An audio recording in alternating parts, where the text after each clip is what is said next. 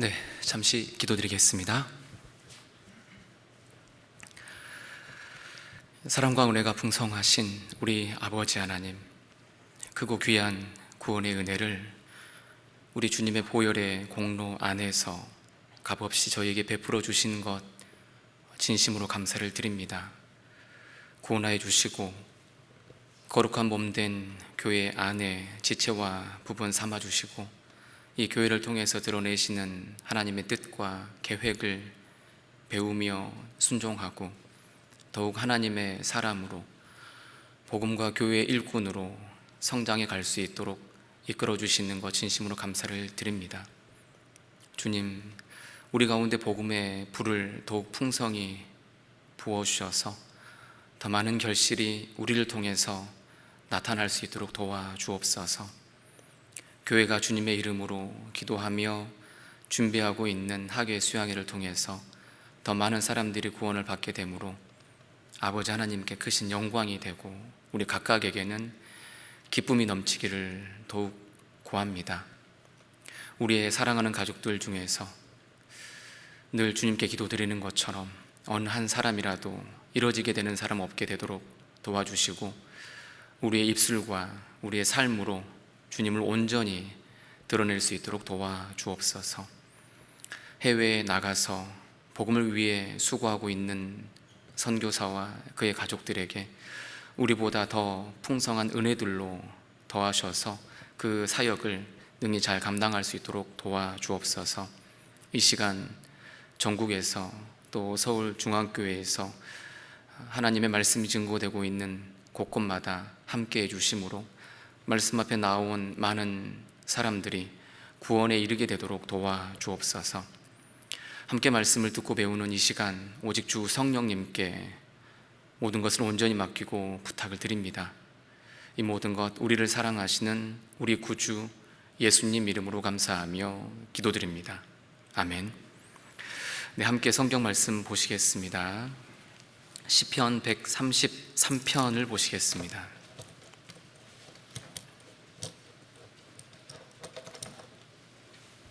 시편 133편 1절부터 3절까지를 제가 읽어드리겠습니다. 시편 133편 1절부터 3절까지입니다. 형제가 연합하여 동거함이 어찌 그리 선하고 아름다운고, 머리에 있는 보배로운 기름이 수염 곧 아론의 수염에 흘러서 그 옷깃까지 내림 같고, 헐몬의 이슬이 시온의 산들에 내림 같도다. 거기서 여호와께서 복을 명하셨나니 곧 영생이로다. 네, 3절까지 읽어드렸습니다. 저희가 성경 말씀을 듣고 배우는 중에서 가장 놀라운 사실을 발견하고 하나님께 감사를 하게 되었는데요, 그것은 바로 하나님은 사랑이시라라는 그 내용이었습니다. 하나님은 사랑이시다, 이 내용은 우리가 여러 경로를 통해서 들어왔었는데 그 하나님의 사랑의 내용이 나와 직접적으로 연결되어 있다는 것을 발견하고서 우리의 인생을 바꿀 수 있었고 우리의 인생 전체를 하나님께 드릴 수 있게 되도록 하게 하는 놀라운 내용이었습니다. 하나님은 사랑이시라. 늘 우리 마음 가운데 일깨우면 일깨울수록 내 삶에 힘이 되고 내 삶을 어떻게 나아가야 할지 그 방향을 일깨우게 하는 너무나 중요한 말씀입니다. 하나님은 사랑이시라, 이 말씀이 이루어지기 위해서 그 말씀 가운데 담겨있는 중요한 믿음의 세 가지가 있습니다. 그 믿음의 중요한 세 가지가 무엇이냐면, 첫째는 창조, 두 번째는 성육신, 세 번째는 구속입니다. 그 창조주께서 나의 구세주가 되셨다, 창조주께서 나의 구세주가 되어주시는 그 사랑을 보여주셨는데 그 사랑 안에 꼭 담겨야 할 핵심적인 진리들이 창조, 성육신, 구속입니다. 신앙생활 해 나가시는 중에서 이 세 가지의 중요한 내용들을 가끔씩 일깨워 보신다면 내가 어떻게 내 앞에 만나는 많은 문제를 넘어설 수 있으며 마땅히 그리스도인으로서 합당하게 살아갈 수 있을까? 많은 지혜를 얻을 수 있는 부분이 창조, 성육신, 구속입니다. 이 창조와 관련해서 하나님의 놀라운 능력이 나타나게 되는데, 그 창조 안에는 어떤 내용이 담겨 있냐면 하나님은 모든 것이 가능하시다, 그 의미가 담겨 있습니다. 우리가 잘 알고 있는 표현처럼 전지전능하신 분입니다. 하나님은 전지전능하시다, 그것은 창조 이 안에 잘 드러나 있습니다. 우리가 창세기를 새해 시작하면서 열심히 읽게 되는데요, 그 창세기에는 중요한 4가지 사건이 나와 있고 위대한 믿음의 4명의 족장들이 나옵니다. 그 위대한 믿음의 족장들, 그 4명, 아브라함부터 해서 요셉까지인데요, 아브라함부터 요셉까지 그들이 공통적으로 밝히고 있는 믿음의 고백이 있는데, 그들은 전능하신 하나님을 발견했고 그 하나님을 믿고 자신의 전 생애를 하나님께 드렸습니다. 전능하신 하나님을 공통적으로 고백하고 있다라는 겁니다. 그리고 그 창세기를 쭉 읽어보시면 그 하나님께서 전지하신 하나님이시라는 것도 찾아볼 수가 있습니다. 어디에서 찾아볼 수 있을까? 하나 볼 수 있는 장면이 창세기 18장에서 볼 수가 있는데요, 창세기 18장 사건에서 어떤 사건이 기술되어 있냐면, 사라가 그렇게 원했던 아브라함의 아들, 그렇게 얻기를 원했지만 그의 생에 가나안 땅에 들어오고 나서 25년 가까이 지났지만 그에게는 아들이 오지 않았죠. 아들을 잉태할 수 있는 조건이 완전히 사라져버리게 되었습니다. 경수가 끊어지게 되었죠. 그 25년 가까이 되었을 때 아브라함이 장막에 앉아 있는 중에 멀리 3사람이 장막 가까이에 오는 곳을 아브라함이 보았습니다. 그래서 아브라함이 달려나가서 그 3사람을 불러서 대접을 하게 됩니다. 물론 그 중에 한 분은 주님이셨죠. 아브라함이 열심히 분주하게 음식을 준비했고 그것을 대접하면서 옆에 계속 서 있었지 않습니까? 시종을 들고 있었습니다. 그러면서 음식을 드신 다음에 주님께서 아브라함에게 무엇을 약속하시냐면, 명년 이때가 되면 아들이 있을 것이다 라고 약속을 해주십니다. 그때 사라가 어디에 있었냐면 장막 뒤에 숨어서 앉아 있었습니다. 그러면서 주님께서 명년 이때에 아들이 있을 것이다 라는 이야기를 들으면서 사라가 웃었습니다. 어떻게 웃었냐면 속으로 웃었거든요. 속으로 웃는 그 사라를 주님께서 보시면서 사라가 왜 웃느냐 라고 주님께서 말씀하시잖아요. 그러니까 사라가 깜짝 놀랐어요. 저 웃지 않았습니다. 그러니까 주님께서 뭐라고 하셨냐면 네가 웃었느니라 라고 하셨습니다. 그때 사라가 어떻게 웃었다고요? 장막 뒤에 숨어서 속으로 웃었습니다. 속으로 한번 웃어보실까요? 저처럼 웃으면 속으로 웃는 게 아닙니다. 얼굴에가 웃고 있는 표정이 다 보이잖아요. 속으로 한번 웃어보세요. 주님께서 속으로 웃는 것을 보셨습니다. 전제하시죠. 그 중심에서 무엇을 진짜 원하는지, 그 속에서 어떤 고민을 하시는지 주님께서는 아시고 사라의 마음속에 있는 것을 분명하게 드러내 주신 겁니다. 속으로 웃었죠. 그리고 1년 지난 다음에 하나님께서 나로 웃게 하신다, 그런 간증을 사라가 했습니다. 아, 내가 속으로 웃었는데 겉으로 웃을 수 있게 하시는구나. 하나님께서는 정말 전지하시고 전능하신 분이구나라고 사라가 고백을 했던 겁니다. 정말 하나님은 나로 웃게 하실 수 있을까요? 어떻게 그 일이 내게 가능할까라고 속에서 의구심이 들 수 있습니다. 그래서 어처구니가 없어서 픽 웃을 수 있습니다. 말도 안 돼. 그런데 주님은 정말 웃게 하실까요? 웃게 하실 수 있습니다. 왜냐하면 하나님은 전지전능하시기 때문에 그렇습니다. 마태복음에서 하나님의 그 전지하심을 또 발견할 수 있는 아주 아름다운 말씀이 하나님께서 우리의 머리털까지 세신다라고 되어 있습니다. 참새도 세시고 머리털도 세신다, 그 말씀을 같이 언급하고 계시거든요.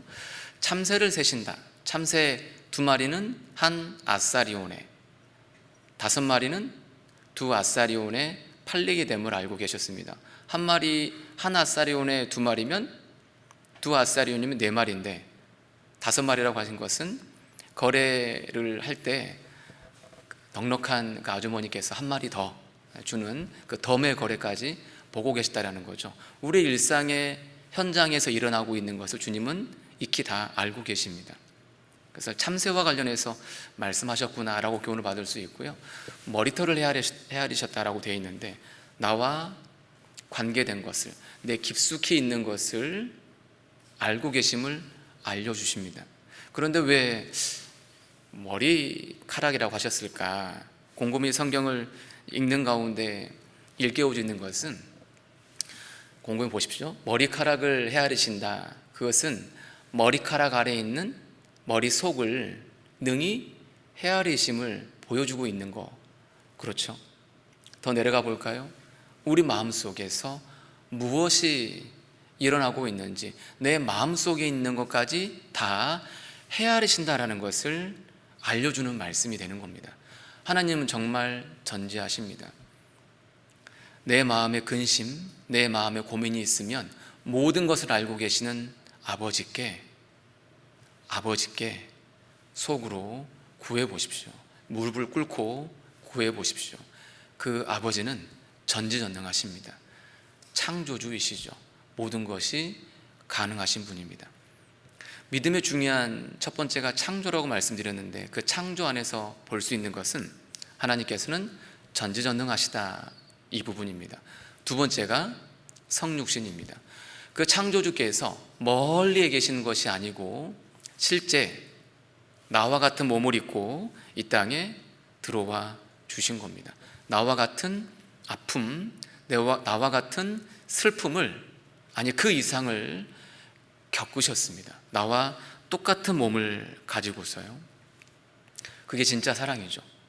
말로만 사랑하는 것이 아니라 나와 같은 형편, 나와 같은 어려움을 그 이상으로 겪어주신, 체휼하신 사랑을 성육신 가운데서 보여주고 계십니다.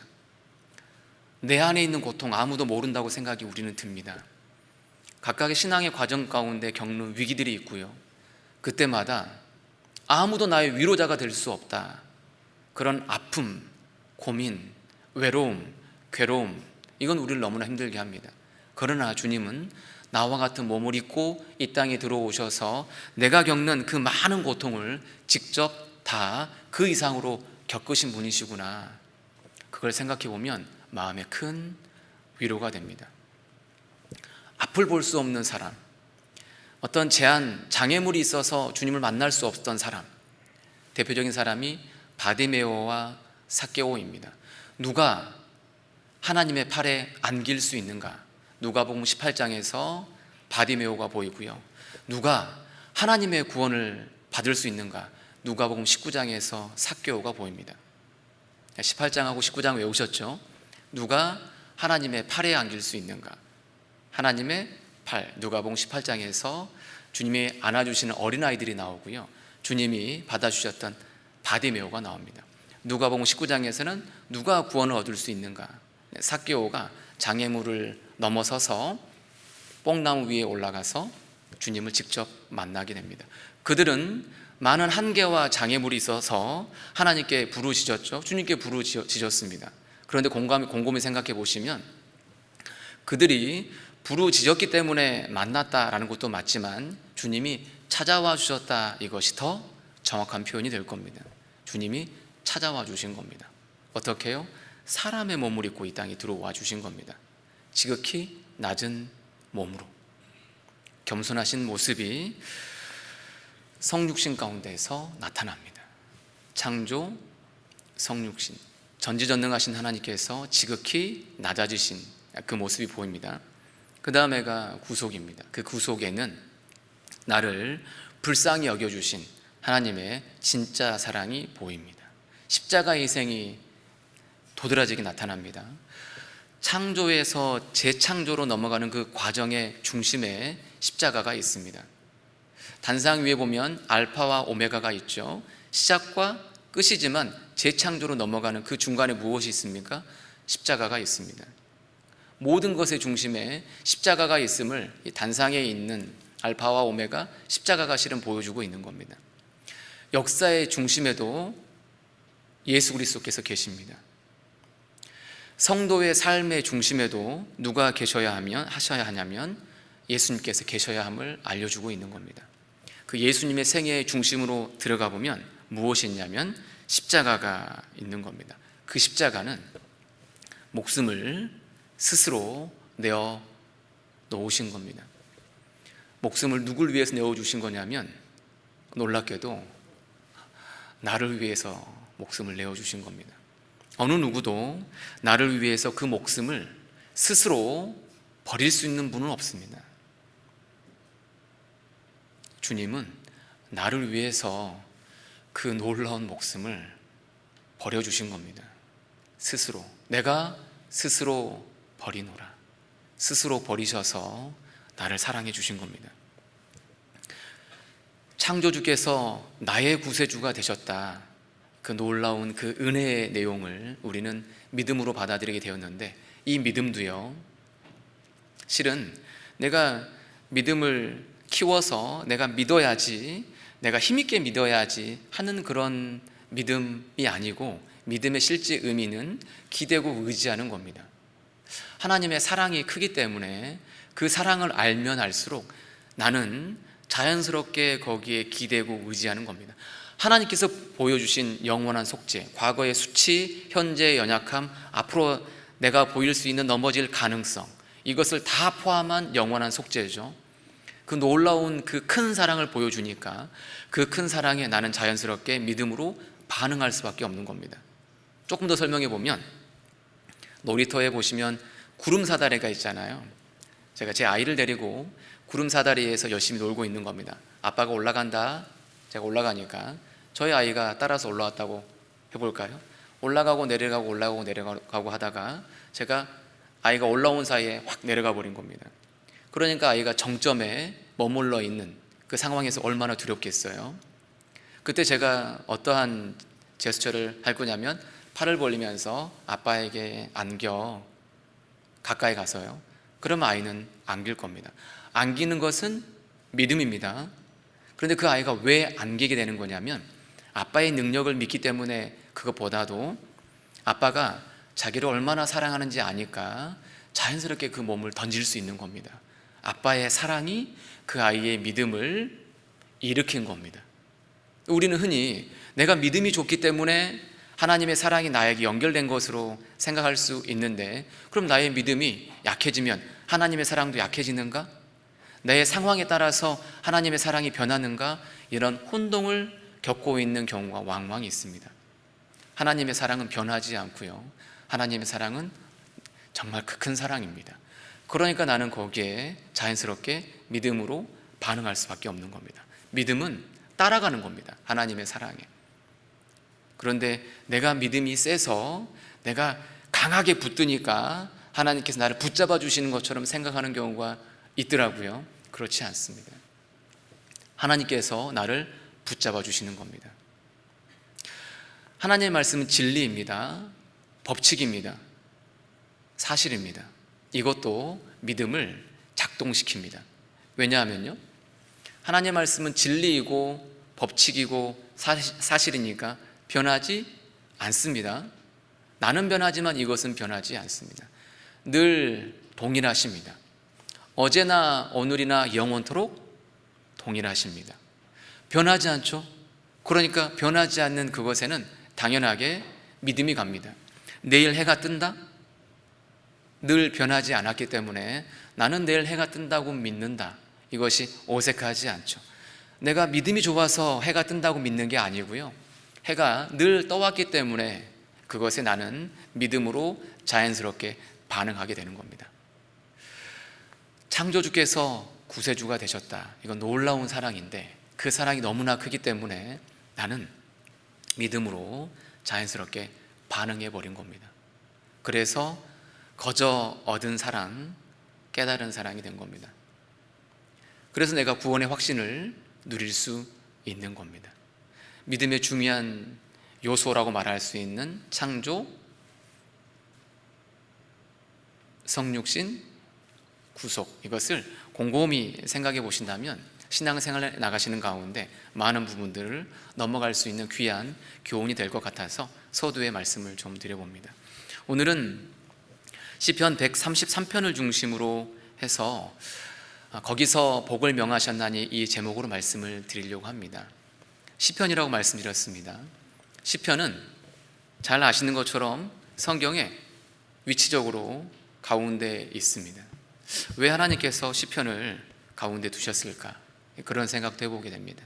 시편의 주요 내용이 하나님께 대한 간구, 회개, 감사, 찬양, 하나님께 드리는 기도들, 나의 삶을 뉘우치는 것들, 하나님 주신 것에 대한 감사, 그리고 외적으로 드러내는 찬양, 이런 것들이 시편에 아주 많이 녹아들어 있습니다.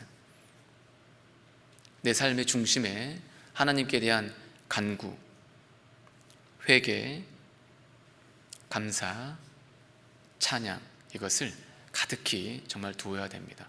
시편이 가운데 있기 때문에 그런 생각을 해보게 됩니다. 그러다 보니까 이런 생각도 하게 되더라고요. 성경에서 가장 가운데에 있는 한 장, 거기는 어디일까? 이런 생각도 성경 학도이면 해보게 되는데요. 성경의 한 가운데에 있으면서 가장 짧은 장이 시편 117편입니다. 한 장 뽑으면 117편인데요. 그러니까 우리가 항상 장절로 성경을 공부하니까 하나가 더 떠오르죠. 그러면 가장 가운데 있는 한 절은 어디일까? 이런 생각이 불현듯 드시죠. 찾아보셨죠? 저도 한번 찾아봤는데요. 여기에 있더라고요. 118편 8절입니다. 시편 118편 8절입니다.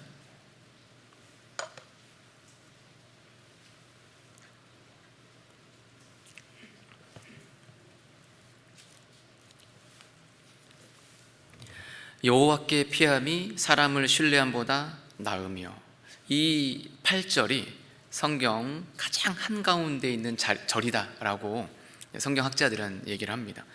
왜 여호와와 사람을 대비했을까? 보이지 않는 분과 보이는 것. 그러면서 9절에서는 여호와께 피함이 방백들을 신뢰함보다 낫도다, 이렇게 말씀하고 계십니다. 우리는 보이는 사람을 너무나 자연스럽게 기대고 의지합니다. 근데 성경은 보이는 사람을 신뢰하거나 의지할 수 있는 대상이 아니다라고 말씀해 주시는 겁니다. 누구를 신뢰하고 누구에게 피하라고요? 여호와께 피하라라는 겁니다. 여호와께 피하는 것이 답입니다. 사람을 두려워하면 올무에 걸리게 되거니와 여호와를 의지하는 자는 안전하니라. 사람을 두려워하면 올무에 걸립니다.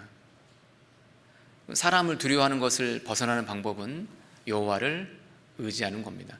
여호와를 의지하지 않으면 사람, 특히 방백, 영향력 있는 사람들이 두렵게 보여지기 시작합니다.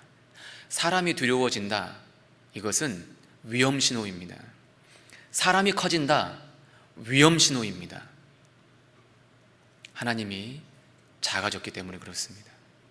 내가 하나님을 의지하지 않기 때문에 상황으로 대표되는 사람, 상황으로 대표되는 그 사람이 커져가는 겁니다. 내 신앙에 신호등을 보여주고 있는 겁니다. 그렇구나, 내가 위기다. 사람을 무시하라는 말은 아닙니다. 사람을 존중해야 됩니다. 그렇지만 하나님을 먼저 의지하는 가운데 사람에게 선을 행해야 하는데, 하나님은 온데간데 없고 사람만 커지면 사람이 정말 두려워지는 그런 그리스도인이 아닌 그런 이상한 상황이 될 수 있습니다. 사람을 성경에서 표현하실 때 욥기서에서는 사람을 구더기라고 표현하셨고요. 그 다음에 이사야 성경에서는 지렁이 같은 너 야곱아, 이 말씀이 있습니다. 이사야 41장 4절에 있는데요, 14절에 있는데요, 지렁이 같은 너 야곱아. 사람을 하나님은 지렁이로 보시거든요. 그렇죠? 그 크신 하나님께서 이 지구에 붙어 살고 있는 나를 보시면 어쩌면 지렁이보다도 작게 보일 거라고 생각합니다. 혹시 지렁이가 기어가고 있는 거 보면 두려워가지고 벌벌벌 떠시는 분 혹시 계세요? 아니죠. 사람은 하나님 봤을 때 지렁이처럼 보일 수 있습니다. 벌레요, 구더기거든요. 그렇게 생각해 보면 사람을 두려워하는 것이 얼마나 어리석은 행동인지를 모르겠습니다. 하나님을 크게 보는 그것이 그 마음에 있어야 할 것을 성경 맨 한가운데 있는 이 구절을 통해서 하나님께서 친절하게 알려주십니다. 1188 가운데 딱 나누면 1188이죠. 하나님 편이냐 사람 편이냐, 그죠? 하나님 편이냐 사람 편이냐. 저는 하나님 편을 선택하겠습니다. 여호와께 피함이 사람을 신뢰함보다 낫도다라고 말씀하고 계시고요. 우리는 내 편이 있었으면 참 좋겠다라는 생각을 갖게 되는데 하나님이 노골적으로 나는 너 편이야 라고 말씀하셨습니다. 6절을 보시면요, 여호와는 내 편이시라. 내게 두려움이 없나니 사람이 내게 어찌알고.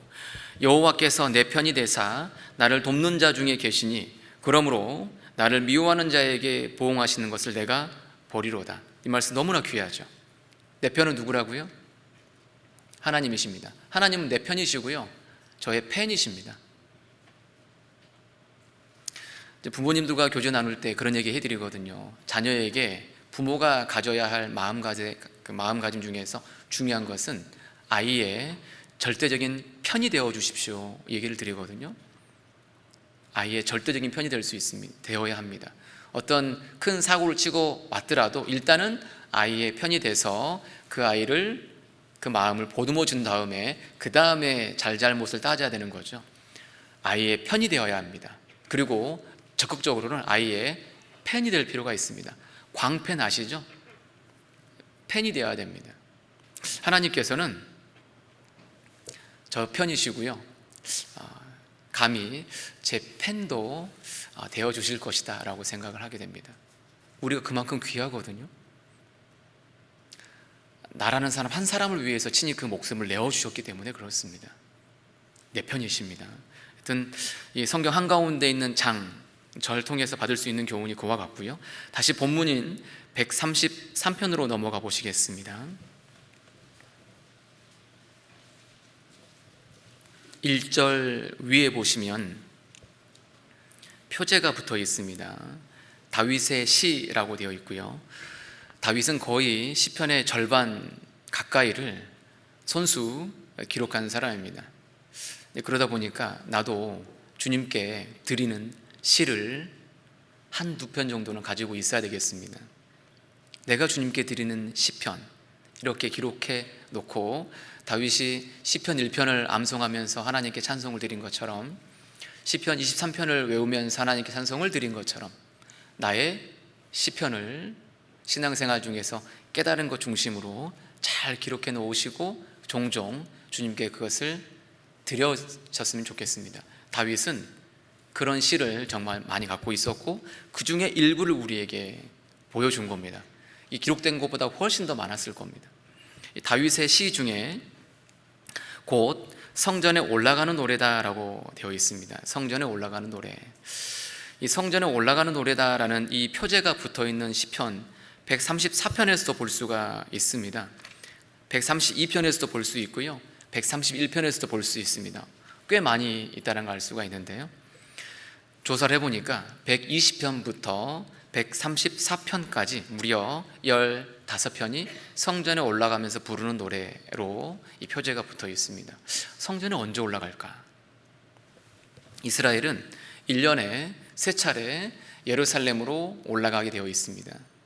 출애굽기 23장을 근거로 말씀을 드려보면 무교절, 맥추절, 수장절입니다. 무교절 안에 6월절이 들어있고 초실절이 들어있죠. 봄의 절기입니다. 봄의 절기 한번 올라가고요, 초실절을 기준으로 해서 50일째가 되었을 때 오순절, 그때가 맥주절입니다. 그때도 한번 올라갑니다.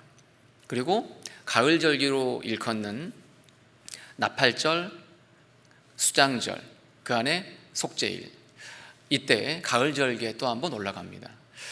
그들이 예루살렘으로 올라가면서 불렀던 시편들이었겠구나라고 교훈을 받을 수 있다는 거죠.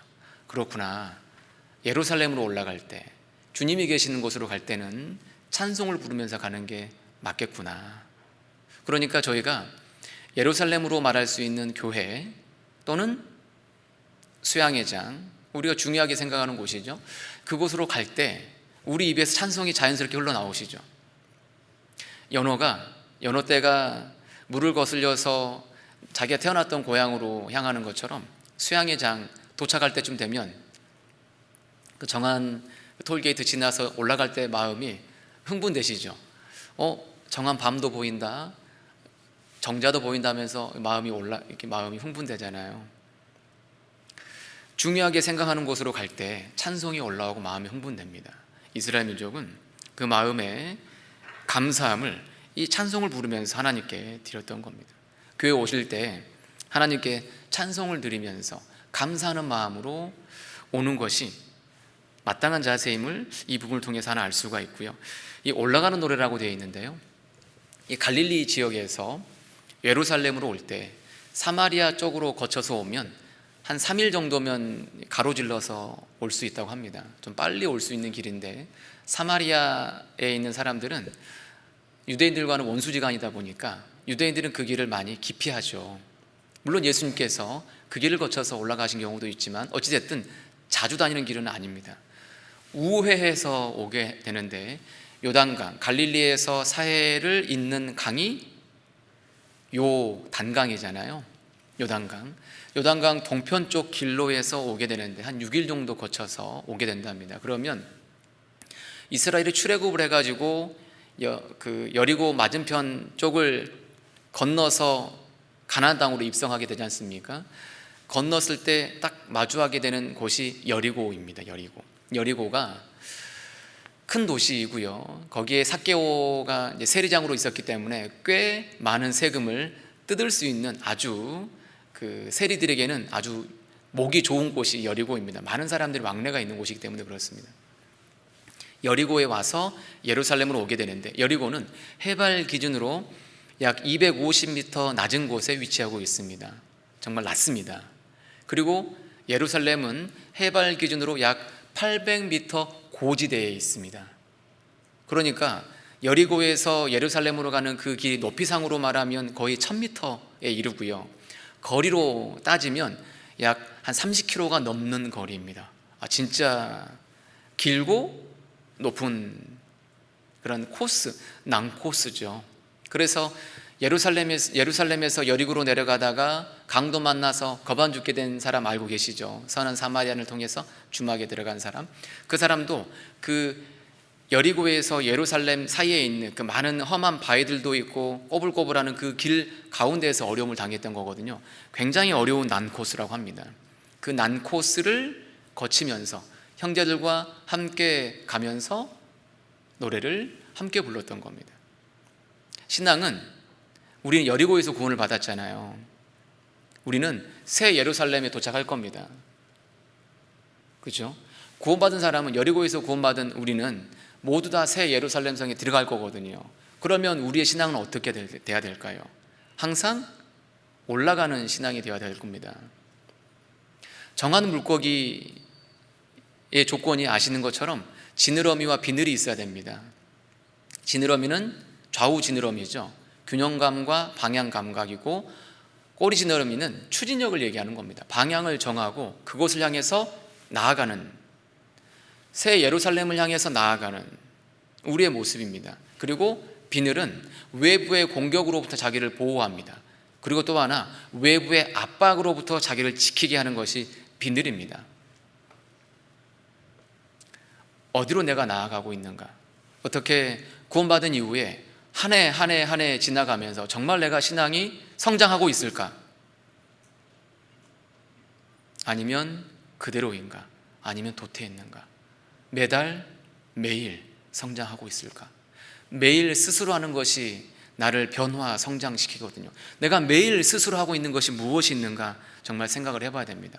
시간이 흘러가면 흘러갈수록 주님을 더욱 닮아가야 하고 사랑이 풍성해져야 하고 날 통해서 더 많은 사람이 주 안에 정말 돌아와야 하는데 그런 역사가 나타나고 있는가? 처음에만 뜨거웠고 식어버렸는가? 올라가야 됩니다. 올라가면서 부르는 노래입니다. 다윗의 시, 성전에 올라가는 노래. 1절 보시면요, 형제라고 되어 있습니다. 형제 앞에 히브리어로 힌네라는 그 단어, 감탄사가 숨겨져 있습니다. 그 의미가 물론 1절 문장 속에 녹아들어 있지만 직접적인 의미는 보라라는 그런 의미가 담겨 있습니다. 굉장히 아름답게 경탄하는 그 의미가 담겨 있죠. 다윗이 형제들이 예루살렘을 향해서 쫙 무리지어서 올라오고 있는 걸 위에서 보고 있을 거 아닙니까? 시온성에 서서. 그게 얼마나 아름답게 보였겠습니까? 그걸 보면서 그 아름다움을 여기에 적어 놓은 거거든요. 주님도 위에서 보실 겁니다. 지금 이 순간 이렇게 모여서 함께 말씀 듣고 배우고 있는 이 광경도 주님은 보라, 아름답게 보실 겁니다. 주님의 역사가 있는 곳을 향해서 우리가 마음과 몸을 향해서 가고 있는 것을 주님은 아름답게 정말 보십니다. 주님 보시기에 아름다운 것이 우리 삶의 목표이지 않습니까?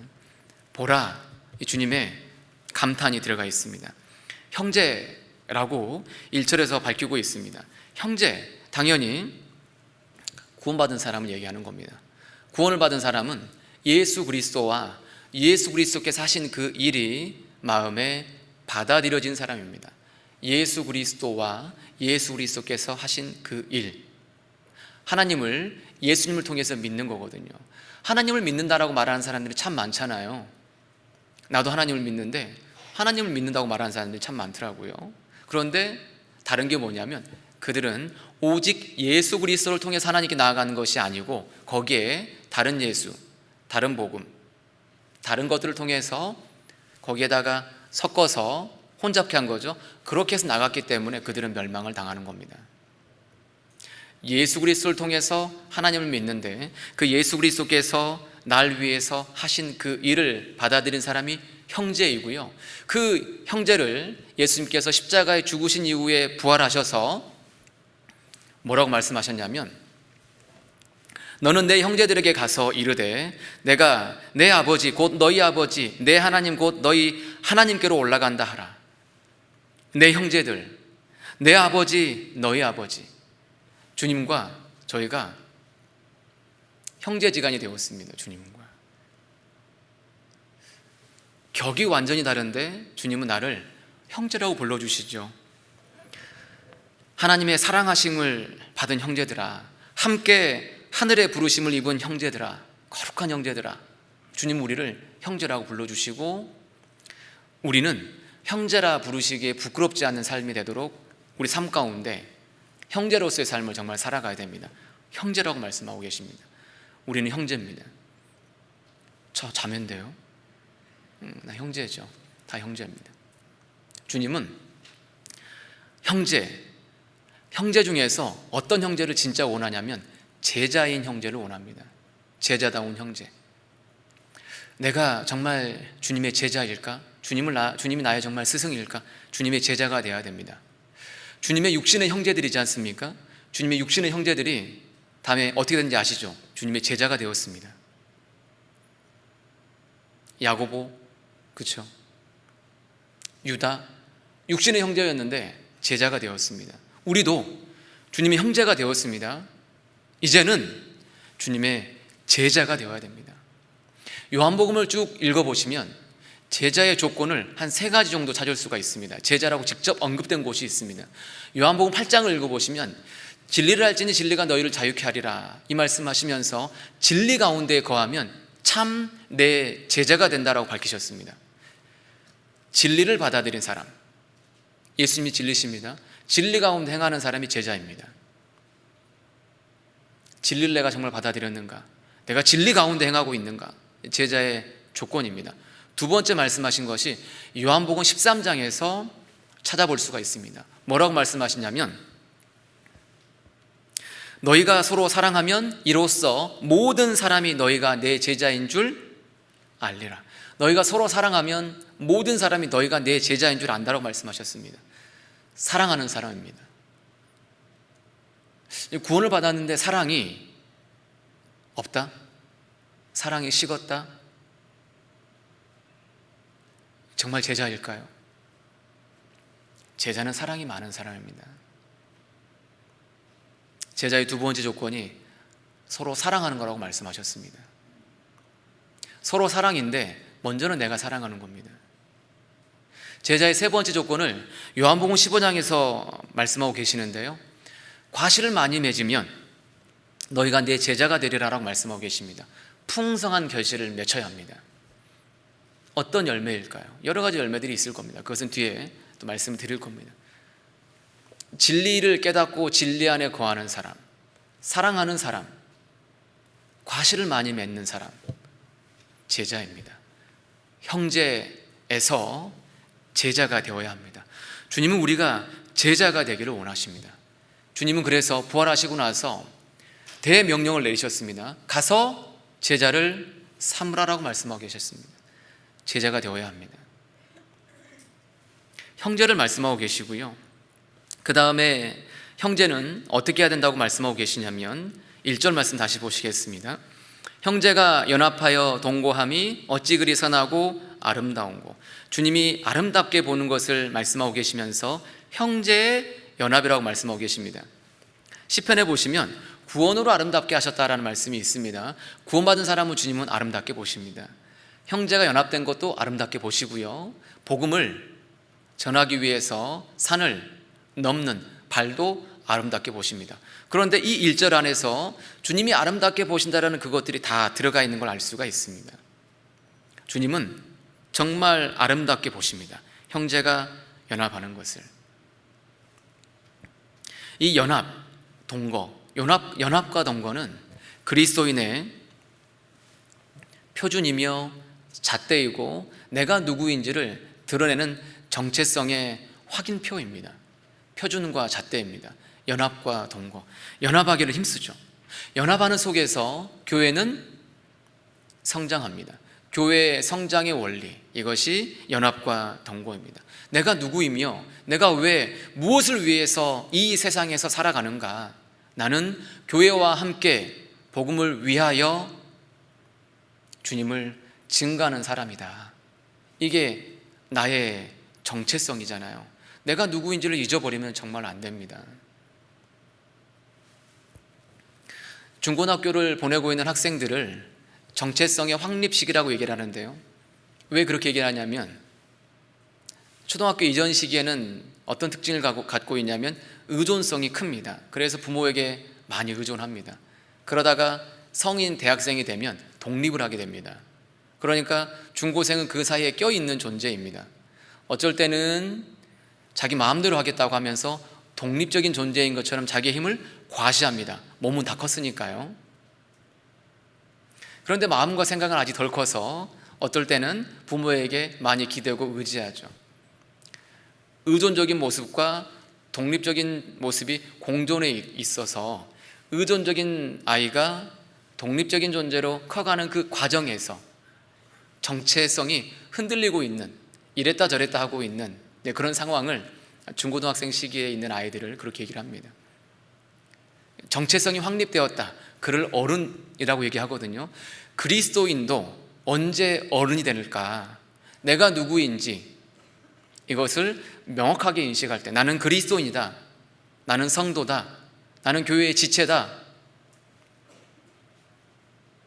나는 주님의 것이다, 이런 정체성에 대해서, 자기 신분에 대해서 명확하게 인식하는 그때가 실은 성장의 단계로 들어갔다라고 말할 수 있습니다. 그래서 내가 누구인지를 자주 일깨울 필요가 있다라는 거죠. 이 연합하는 것은 그리스도인의 자연스러운 속성들이고 본능에 속하는 겁니다. 그래서 교회를 사랑하고 교회를 귀하게 여기는 것이 구원받은 사람에게 마땅히 필요한 모습이다라고 말씀하고 계시는 겁니다. 2절 말씀을 보시면 그 연합되어 있는 곳에 주님께서 무엇을 부어주신다라고 말씀하고 계신지를 알 수 있습니다.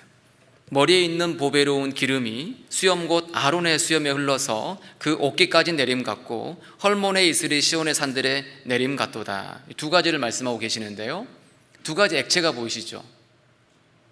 기름, 이슬입니다. 이제 기름을 설명하시면서 보배로운 기름이다라고 말씀하고 계셨습니다. 보배로운 기름.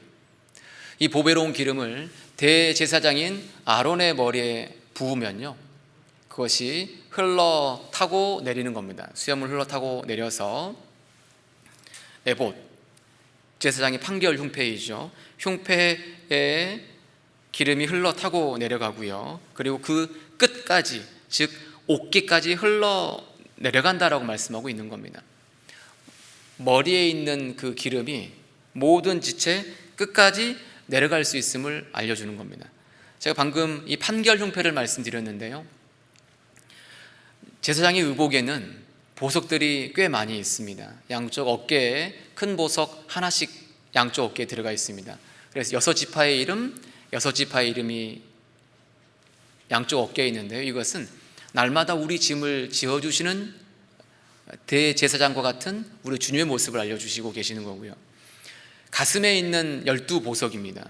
12보석이 줄을 지어서 이렇게 있는데요, 이것은 주님의 사랑으로 우리를 품고 계심을 알려주는 겁니다.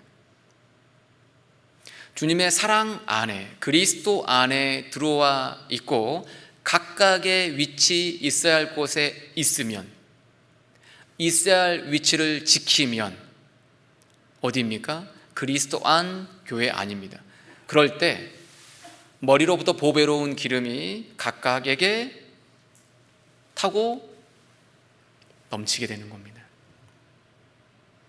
있어야 할 곳에 있어야 됩니다. 그리스도 안, 몸된 교회 안에 있을 때 성령의 역사가, 성령의 충만이 이루어집니다. 성령의 충만은 있어야 할 곳에 있어야 됩니다. 그리고 이걸 판결 흉패라고 말씀드렸는데요, 보시면요, 판결 흉패 그 안에는 우림과 둠밈이 들어가 있습니다. 그래서 어떤 판결을 내릴 때 우림과 둠밈을 통해서 이제 결론을 내리는 거거든요. 그러니까 주님의 뜻을 여쭐 때 이걸 이용하는 겁니다. 그러면 주님의 뜻이 어디에서 명확하게 나타나는가? 판결 흉패는 어디에서 작동하는 걸 알 수가 있습니다. 그것은 보십시오, 각각의 성도가 자기 자리를 지키고 있는 것이 교회입니다. 거기에 성령의 역사가 있으면 판결 흉패가 작동하는 겁니다. 주님의 뜻이 드러나는 겁니다. 주님의 뜻을 알고 싶다면 자리, 그 교회 안에 지키시고 성령의 역사가 나타나면 주님의 뜻이 명확해집니다. 정말 주님의 뜻을 알고 싶다면 있어야 할 곳을 지켜야 됩니다. 거기에서 성령의 충만이 이루어집니다. 주님의 뜻이 분명해지거든요. 보배로운 기름을 통해서 성령의 역사, 성령의 충만이 있을 것을 알려주고 계시는 겁니다. 성령의 충만은 신앙의 근본 힘입니다. 세상이, 육신이, 사단이 그것들을 이용해서 나를 끊임없이 넘어뜨리려고 하는 강한 힘이 있습니다. 나를 계속 끌어당깁니다. 그 강하게 끌어당기는 그 힘을 이길 수 있는 것이 성령의 충만을 통해서 주님께 붙잡힐 때입니다. 주님께 정말 붙잡혀야 육신을 이길 수 있고 세상도 이길 수 있습니다. 그것은 교회 안에 성령이 역사하는 그 속에 내가 포함되어 있을 때 각각의 위치를 지켜야 합니다. 근데 보석의 색깔이 다 똑같은 색깔이 아닙니다. 색깔이 각양각색입니다. 성도의 색깔은 각양각색입니다. 솔직히 옆에 있는 성도가 그렇게 마음에 들지 않잖아요. 솔직히 우리 교회에서 내 마음에 드는 사람 몇 명이나 있습니까? 그런 다른 사람들이 옆에 있어야 주님의 뜻이 드러나는 겁니다. 거기에 성령의 충만이 있을 것을 알려주고, 그리고 교회 안에 나라는 사람의 위치가 꼭 옷이 있으면 옷의 그 나지막히 맨 끝에 있는 사람처럼 느껴지잖아요. 그러지 않습니까? 지체 중에서 나는 끝자락에 있는 지체로 여겨지잖아요. 나는 정말 끝에 있는 보잘것없는 그런 지체입니다. 그런데 그 옷깃 끝에 있는 나에게도 주님의 은혜가, 성령의 충만이 이 안에 붙어만 있으면 나에게 흘러 넘칠 겁니다. 그 말씀을 이 보배로운 기름을 통해서 보여주고 계시고요. 3절에 보시면 헐몬의 이슬이 시온의 산들에 내림같도다 라고 말씀하고 계십니다. 헐몬산은 갈릴리 호수 그 위쪽에 아주 높은 산입니다. 해발로 따졌을 때 약 2,800m 이상 되는 아주 높은 산입니다. 만년설로 덮여 있죠. 이슬, 그 많은 이슬이 높은 데서 흘러 타고 내려서 시온, 이스라엘 땅에 흘러 내릴 수 있음을 알려주는 겁니다. 이스라엘에 있는 산들은 고만고만 작은 산들이잖아요. 산들이 정말 많습니다. 거기까지 산에 이슬이 내린다는 것은 어디까지 내려가는 걸 얘기하고 있냐면 골짜기까지 모든 땅을 덮을 수 있음을 보여주는 겁니다. 이슬은 하나님의 은혜, 은총입니다. 또 하나 하나님의 생명의 역사입니다. 은혜가 가득해지고 생명의 역사가 힘있게 나타나는 것, 그곳이 어디일까? 교회 아니다 라고 알려주는 겁니다. 이슬로 설명하고 계시는 겁니다. 우리는 하나님의 은혜가 계속해서 필요한 사람입니다. 구원받을 때 은혜 받았습니다. 은혜 위에 은혜, 은혜 위에 은혜, 은혜 위에 은혜, 주 앞에 갈 때까지 평생 은혜가 필요합니다. 저는 구원받을 때 죄 용서 받으면서 정말 감사했었습니다. 그런데 구원받고 살아가면서 더욱 느끼는 것은 죄가 더욱 많아지는 것을 발견하게 됩니다. 저는 꽤 괜찮은 사람이라고 생각을 했었는데 정말 버러지 같은 사람이라는 것을 시간이 흐르면 흐를수록 더 알아갑니다. 은혜가 정말 많이 필요한 사람입니다. 겸손은 내가 겸손해야 해 라고 해서 겸손이 되는 게 아니고 내가 얼마나 더러운 존재인지, 내가 얼마나 무력한 존재인지, 내가 얼마나 무지한 존재인지를 발견하면 발견할수록 그냥 겸손은 그냥 자연스러운 겁니다. 우리가 어떻게 마음을 높일 수 있고 우리가 어떻게 머리를 들 수가 있습니까? 교회가 우리를 용납해주고 교회 안에 우리를 받아준 것만으로도, 주님이 이 가운데 나를 둔 것만으로도 너무나 큰데 내가 뭐가 있다고 이렇다 저렇다 말할 수 있습니까? 구원받고 잘하는 게 많습니까? 못하는 게 많습니까? 내가 잘한 게 뭐가 있습니까? 내가 잘할 수 있는 게 뭐가 있습니까? 내가 아는 게 얼마나 있습니까? 정말 아는 거 없고 할 수 있는 건 아무것도 없고 정말 더러운 사람입니다.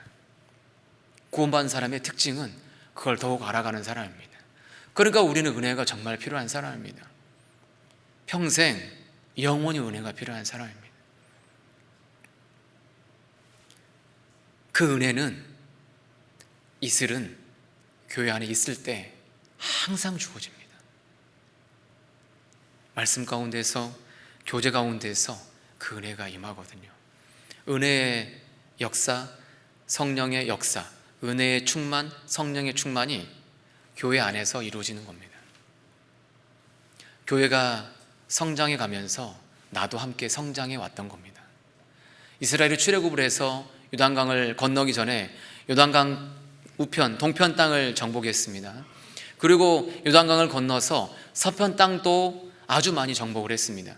혼자 정복했습니까? 함께 정복했습니까? 함께. 온 지파가 함께 연합해서 정복을 한 겁니다. 그리고 나서 땅을 분배해 줬습니다. 각 지파에게, 각 가정에게. 무엇을 알려줍니까? 교회와 함께 정복하는 거구나. 그러면 나에게 무엇이 주어집니까? 기업이 나에게 오는 거구나.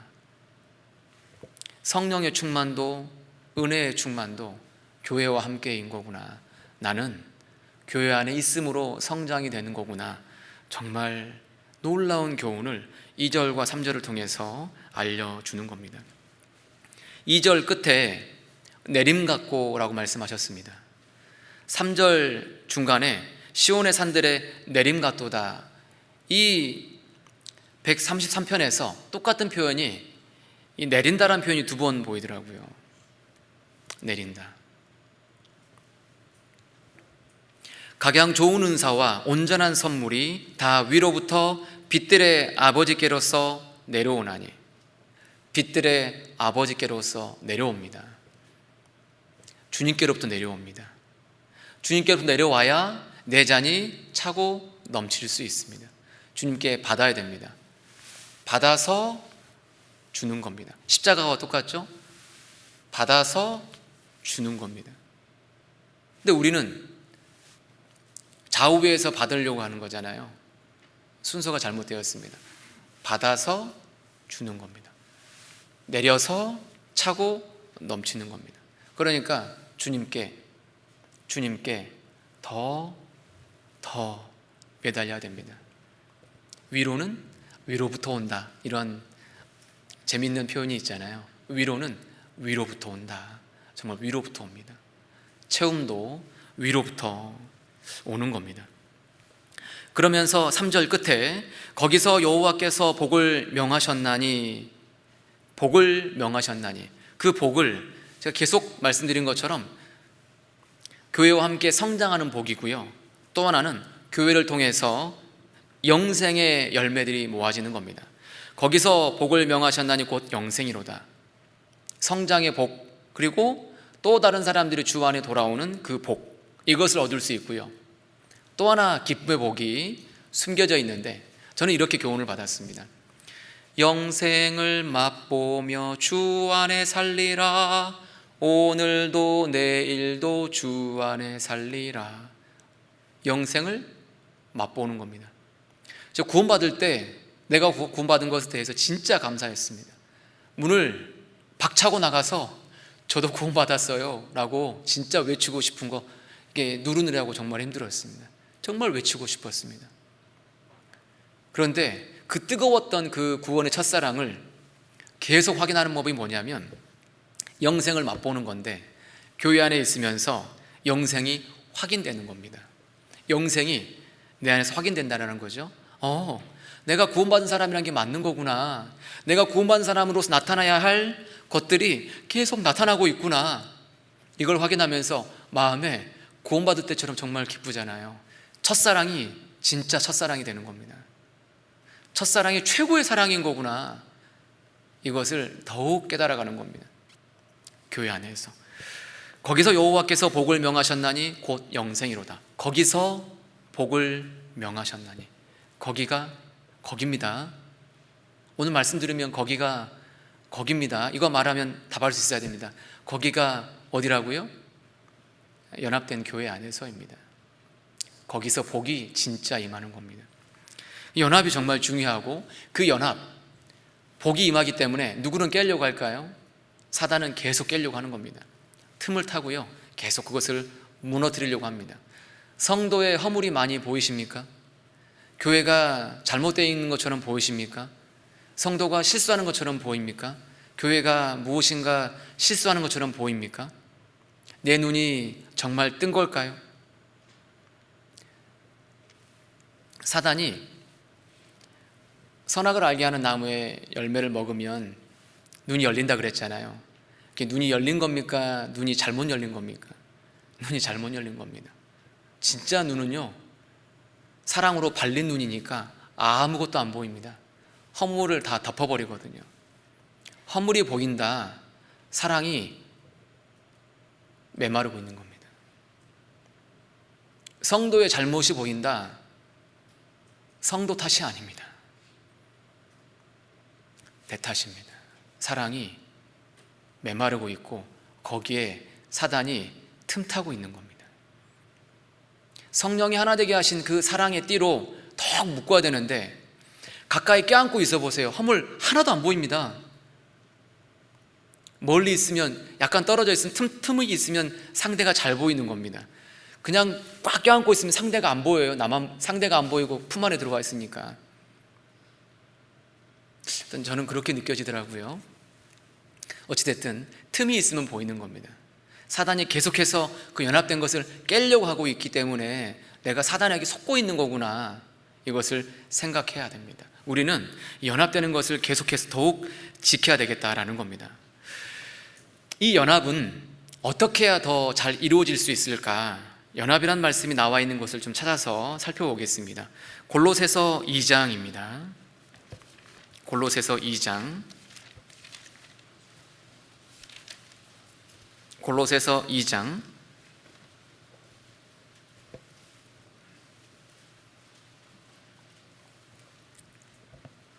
2절 3절입니다.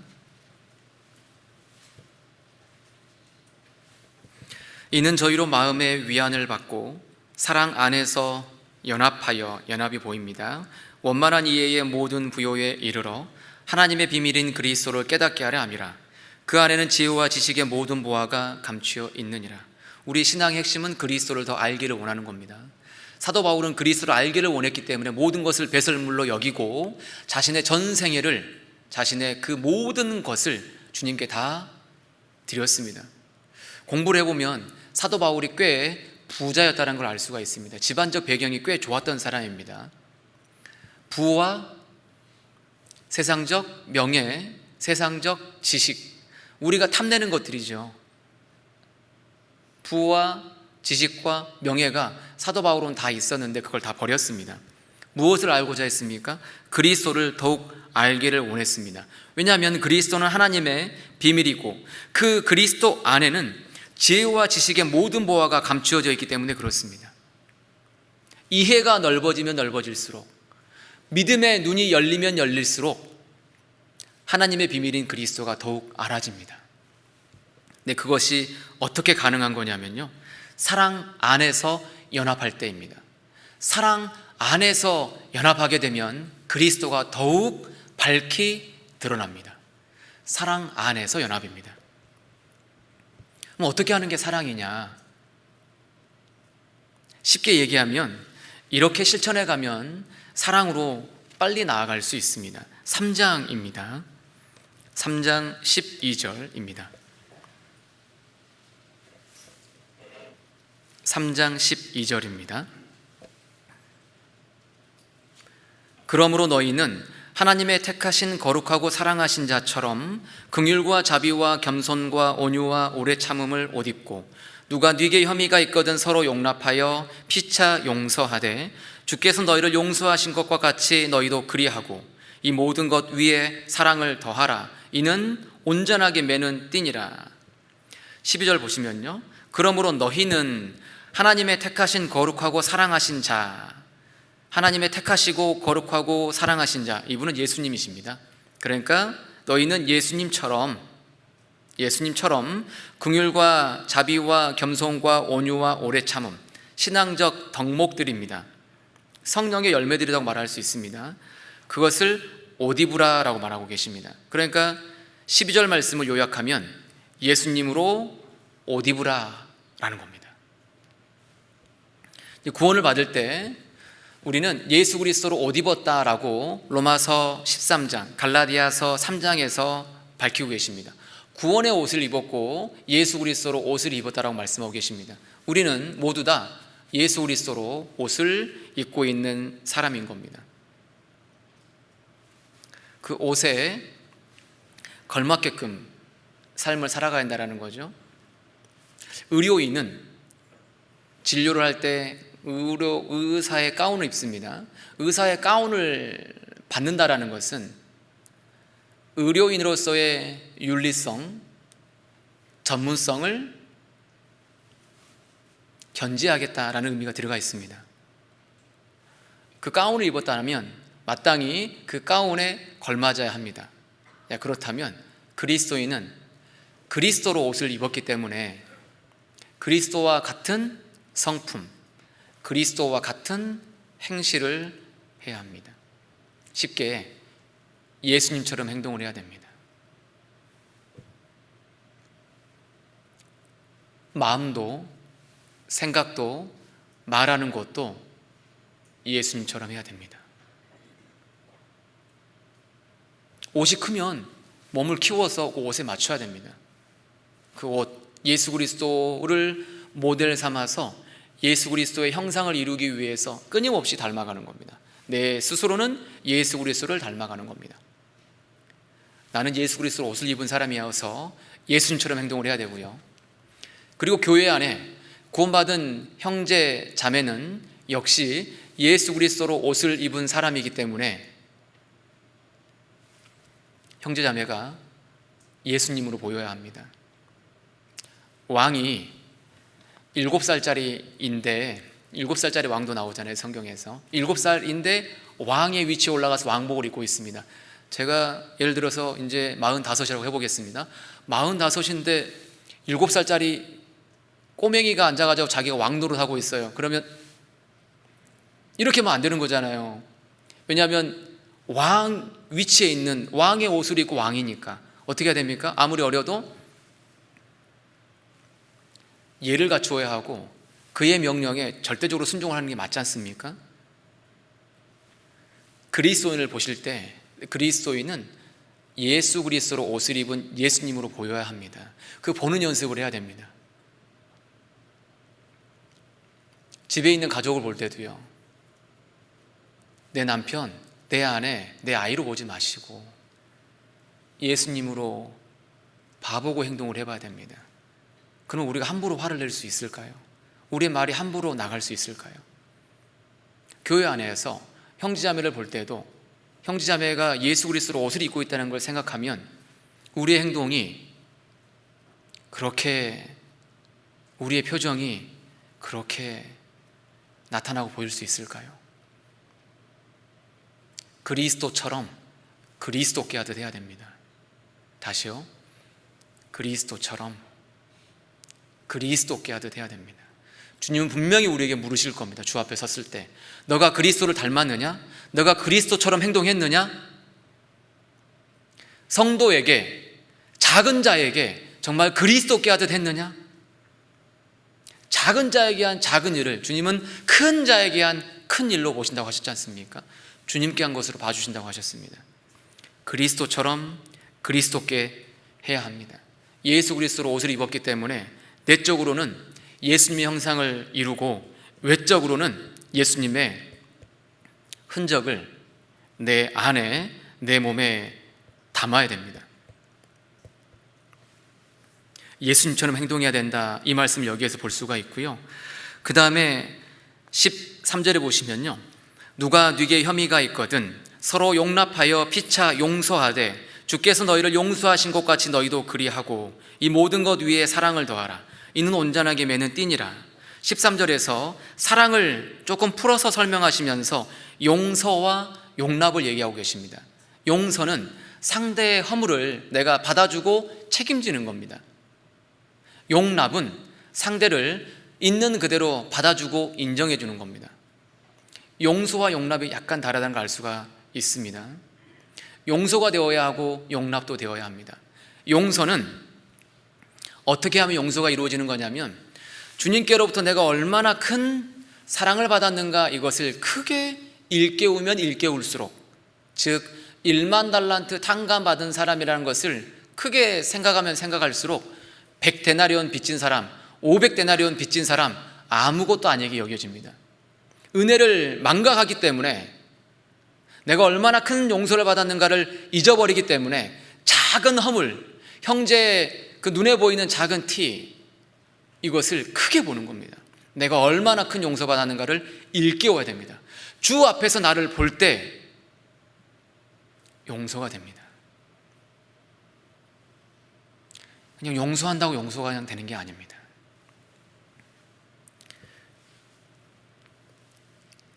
살아가면서 진짜 가슴 아픈 것은 원수가 멀리 있는 줄 알았더니 원수가 아주 가까이 있다는 것입니다. 한 부모 아래 태어난 동기간들이 세상에 있는 원수보다 더 진짜 원수인 경우를 정말 많이 봅니다. 진짜 화가 납니다. 왜 가족 간에, 동기 간에 왜 이렇게 원수로 살까? 가만히 보면 원수가 가족 안에 진짜 많습니다. 형제자매들 가족들은 다 원수지간 아니시죠? 가족 안에 원수가 많습니다. 제가 왜 이야기를 드리냐면, 교회는 하나님의 권속이라서 우리가 가족 관계입니다. 그러다 보니까 교회 안에 처음에는 다 천사인 줄 알았더니, 죄송합니다, 가끔 원수가 제 눈에 보여지는 것이 정말 화가 납니다. 왜 내 눈에 불편할까, 상대가? 그렇게 큰 사랑을 받았으면 안 그래야 되는데 왜 내 눈앞에 원수가 원수처럼 보여질까? 원수하니까 떠오르신 분 계시죠? 내 조 안에, 내 구역 안에, 내 교구 안에, 내 부서 안에. 주님께서 의도적으로 배치하셨다는 생각을 해보게 됩니다. 왜냐하면요, 시편을 한번 가보시겠습니다. 시편 5편을 가보시겠습니다. 시편 5편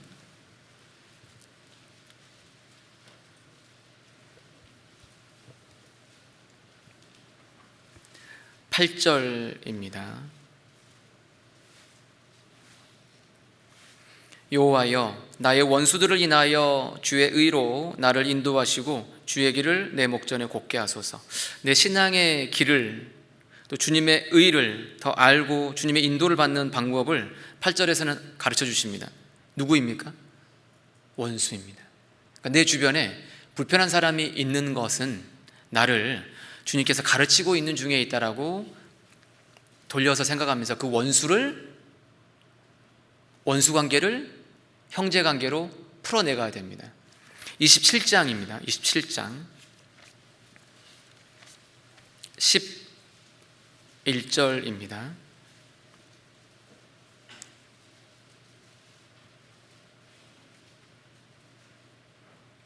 여호와여, 주의 길로 나를 가르치시고 내 원수를 인하여 평탄한 길로 인도하소서. 주님의 길을 나에게 가르쳐 주소서. 그런데 주님은 원수를 통해서 나에게 그 길을, 평탄한 길을 주십니다. 나를 더욱 띄워주는 바람이 되는 겁니다. 내가 살아있게끔, 깨어있는 삶을 하게끔 하는 것이 원수인 거거든요. 그래서 교회 안에 원수로 보이는 경우가 있더라고요. 그건 정말 좋은 겁니다.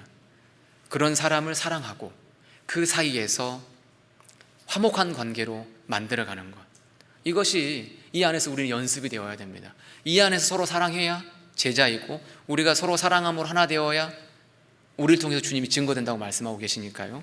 잠언 16장을 가보시겠습니다. 원수가 계속 보이는 말씀들입니다. 잠언 16장 7절입니다.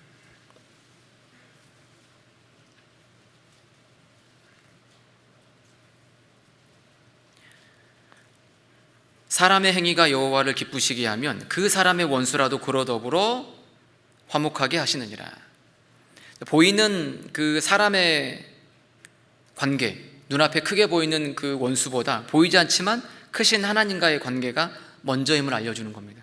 하나님과의 관계가 풀리면 원수 관계가 풀립니다. 이걸 보여주는 것이 야곱의 모습입니다. 야곱이 하란에서 지내다가 90대 후반에 돌아오게 되지 않습니까? 90대 후반에 돌아와서 형 에서, 원수잖아요.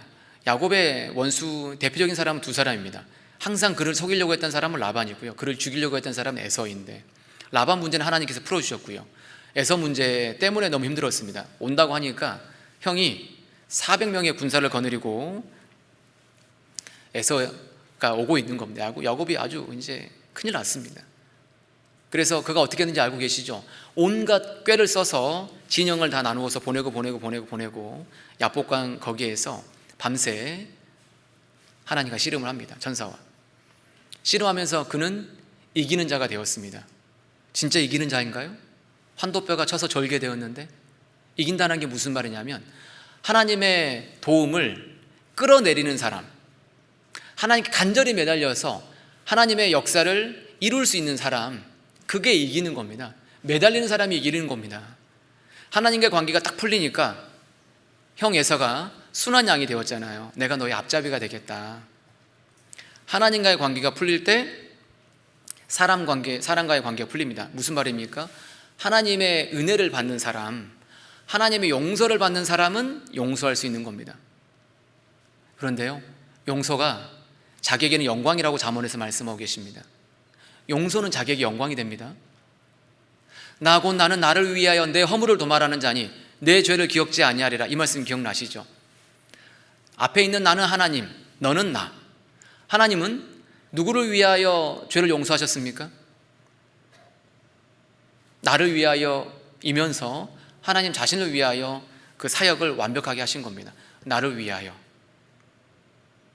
용서하는 것은 진짜 나를 위하여 하는 게 되는 겁니다. 하나님도 하나님 자신을 위하여 나를 용서하신 것처럼 내가 내 앞에 있는 사람을 용서하는 것은 진짜 나를 위하여 하는 게 되는 겁니다. 아니면 종이 됩니다. 용서하지 않으면 미움의 종, 시기의 종, 끊임없이 그 아래에 묶여 살게 됩니다. 그러나 용서해버리면 나는 자유하게 됩니다. 사람들은 나는 자유롭습니다 라고 하면서 술에 탐닉합니다. 자유한 겁니까? 술의 종이 된 겁니까? 본인은 자유하다고 생각하는데 그게 종입니다. 어떤 쾌락에 탐닉합니다. 자유한 겁니까? 종이 된 겁니까? 세상 사람들은 자기들이 자유하다고 하는데 자유한 게 아닙니다. 실은 종입니다. 누가 자유합니까? 그리스도인이 자유합니다. 그리스도인은 용서하는 사람이 되어서 미움과 불편함에 종이 되어서는 안 됩니다. 그래서 용서하는 것은 실제 자기를 위하는 것이 됩니다. 사랑에는 용서가 있어야 됩니다. 또 하나가 용납이 있어야 한다고 말씀하셨는데 용납은 가만히 있으면 되지는 않습니다. 베드로전서 4장을 보시겠습니다. 베드로전서 4장 19절입니다.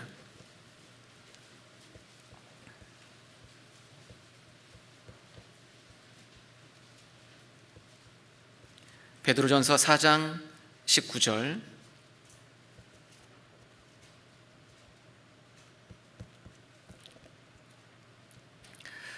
그러므로 하나님의 뜻대로 고난을 받는 자들은 또한 선을 행하는 가운데 그 영혼을 미쁘신 조물주께 부탁할지어다. 하나님의 뜻대로 고난을 받고 있다라는 믿음이 들어가 있습니다. 그리고 그 영혼을 미쁘신 조물주께 부탁할지어다. 소망이 보이시죠? 믿음과 소망, 그건 뭐가 하나 빠졌을까요? 사랑. 사랑이 어디에서 보입니까? 가운데 보시면 또한 선을 행하는 가운데 사랑입니다. 믿음과 사랑과 소망이 보입니다. 사랑, 선을 행하는 겁니다. 선을 적극적으로 행할 때 어떤 일이 벌어지냐면 내 마음에서 상대를 받아들여지게 되는 용납이 이루어집니다. 불편한 분이 있으면 불편한 분에게 사랑을 계속 표현하셔야 됩니다. 그를 위해서 기도하셔야 됩니다. 기도하시고 사랑을 적극적으로 표현하셔야 됩니다. 그의 가족들에게 그가 전도한다고 하면 그 전도에 참여해 주시고 기도해 주시고 그 가족 중에 어떤 일이 있다면 알고 있는 일이 있다면 또 도와주시고 선물을 보낼 수 있으면 선물도 보내주시고 보내주는 걸 통해서 신기한 것은 그가 변하기에 앞서 내가 먼저 변한다라는 겁니다. 용납으로 가는 길입니다. 용납이 되어야 정말 자유합니다. 사랑, 그것은 용서와 용납이라고 말씀드렸습니다. 용서와 용납이 있는 곳에서 사랑, 사랑 안에서 연합, 그 가운데 그리스도를 더 깨닫게 된다고 말씀하셨습니다. 연합되어 있는 그곳에서 주님은 일하시고 주님은 그 교회를 세우기를 원하십니다. 그래서 우리는 교회를 귀하게 여겨야 됩니다. 왜냐하면 교회의 주인이 주님이시고 교회를 통해서 주님이 하시는 놀라운 일들이 있기 때문에 그렇습니다. 마태복음 16장을 가보시겠습니다. 거기서 여호와께서 복을 명하셨나니 거기에서 연합된 곳에서 복을 명하십니다. 마태복음 16장입니다. 죄송합니다. 마태복음 16장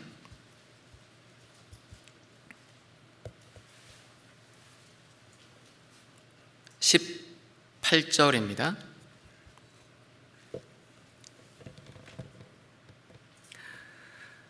또 내가 네게 이르노니 너는 베드로라. 내가 이 반석 위에 내 교회를 세우리니 음부의 권세가 이기지 못하리라. 내가 천국 열쇠를 네게 주리니 네가 땅에서 무엇이든지 매면 하늘에서도 매일 것이요 네가 땅에서 무엇이든지 풀면 하늘에서도 풀리리라 하시고, 이 말씀에 이 베드로의 신앙 고백이지 않습니까? 아주 중요한 그 교회에 대한 얘기를 주님께서 말씀하셨는데 교회에 중요한 것들이 나타나 있습니다. 그 18절에 보시면요, 문장을 쭉 읽어가 보시면 내가 이 반석 위에, 이 반석이라는 것은 베드로의 신앙 고백입니다. 그 신앙 고백 위에 내 교회를, 내 교회, 그러니까 교회의 주인이 누군지 알 수 있습니다. 그리스도께서 교회의 주인이십니다. 그리스도께서 교회의 주인이십니다. 이거 꼭 마음에 두고 계셔야 됩니다.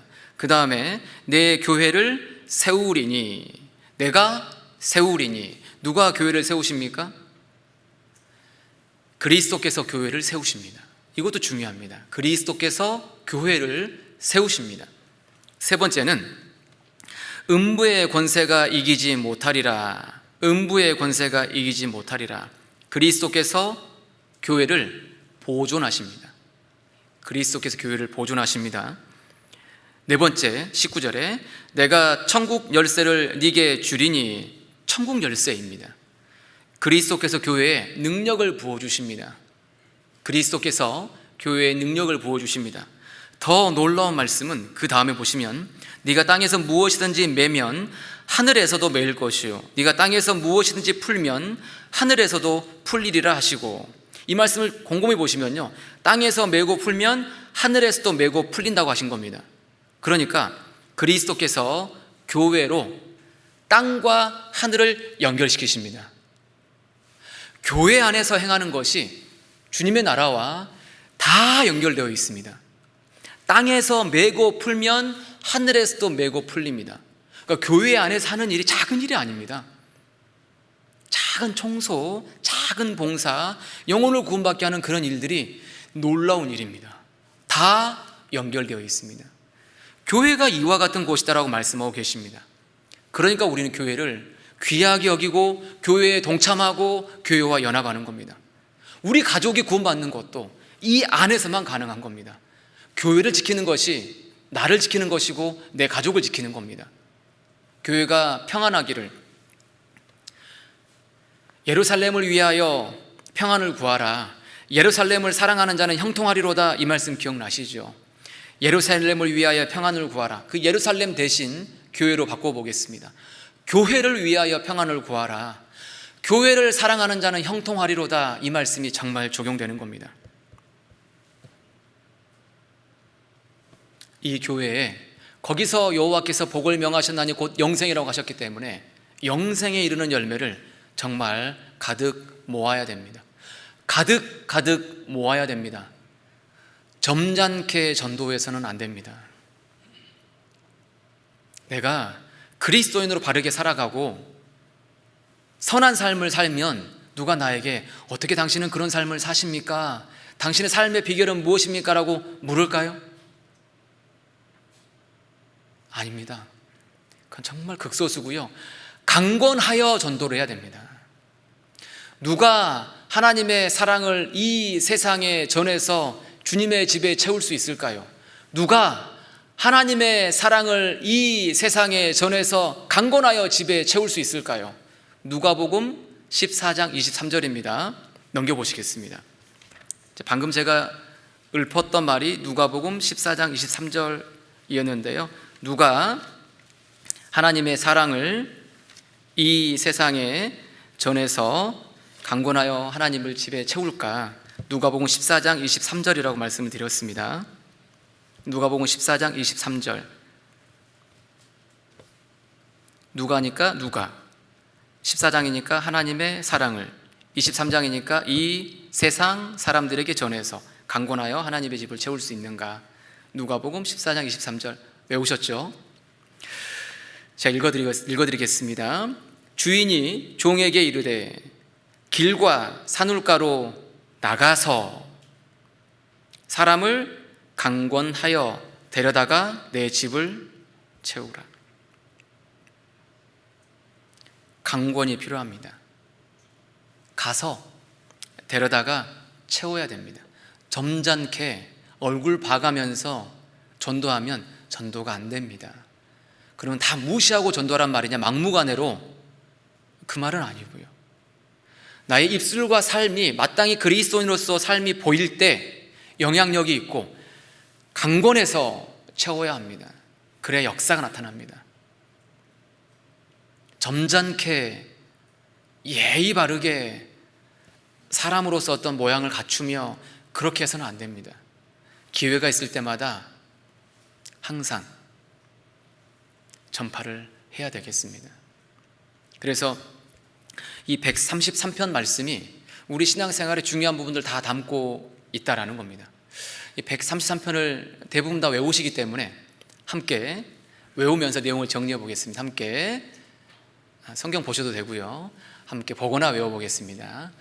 형제가 연합하여 동거함이 어찌 그리 선하고 아름다운고, 머리에 있는 보배로운 기름이 수염 곧 아론의 수염에 흘러서 그 옷깃까지 내림 같고, 헐몬의 이슬이 시온의 산들에 내림 같도다.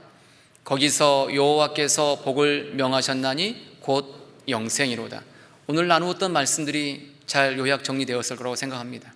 하나님께서 아름답게 보시는 것, 거기는 어디인가? 연합된 곳이고 거기에 무엇이 내리는가? 성령과 은혜. 그곳에서 주님은 일하십니다. 명하셨다, 이게 일하신다라는 겁니다. 영생에 이르는 열매들을 더해 주실 겁니다. 그래서 교회 중심으로 다가오는 학예 수양회와 여러 전도 집회에 함께 하시면서 하나님께 기쁨을 드리고 개인에게는 기쁨이 풍성히 임하셨으면 좋겠습니다. 기도드리겠습니다. 사랑과 은혜가 풍성하신 우리 아버지 하나님, 크고 귀한 구원의 은혜를 주시고 주 안에 말씀 안에 거하면서 하나님의 뜻과 하나님의 계획을 듣고 배우며 순종함으로 하나님의 역사를 이룰 수 있게 도와주시는 것 진심으로 감사를 드립니다.